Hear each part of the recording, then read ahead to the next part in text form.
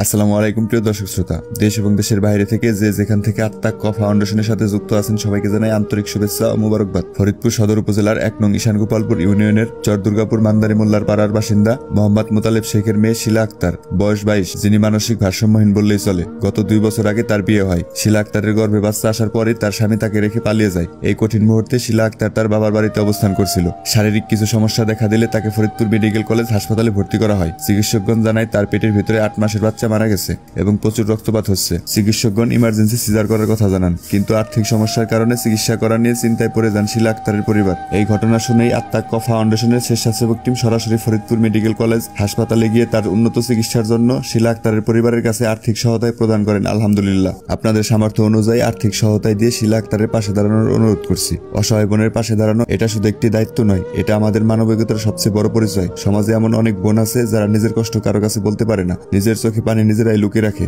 তাদের পাশে দাঁড়ানো মানে শুধু সাহায্য নয়, একটা ভরসা দেওয়া, নিরাপত্তা দেওয়া, জীবনের পথে এগিয়ে চলার সাহস দেওয়া। তুমি যখন কোনো অসহায় বোনের হাত ধরো, তখন তুমি শুধু একজন মানুষের জীবন বদলাও না, তুমি সমাজের বিবেক জাগিয়ে তুলো। কারণ বোন মানে শুধু রক্তের সম্পর্ক নয়, বোন মানে সম্মান, স্নেহ, দায়িত্ব এবং মানবিকতা। তাই সুযোগ হলে কোনো অসহায় বোনকে অবহেলা করো না, সাহায্যের হাত বাড়িয়ে দাও। একটা ছোট সহায়তায় তার জীবনে বড় পরিবর্তন আনতে পারে। এটাই প্রকৃতিক মানুষের পরিচয়। মানবতার কাজে এগিয়ে আসুন, আত্মাক ক ফাউন্ডেশনের পাশে থাকুন। ধন্যবাদ সবাইকে। ভিডিওটি শেয়ার করার অনুরোধ রইল। আসসালামু আলাইকুম।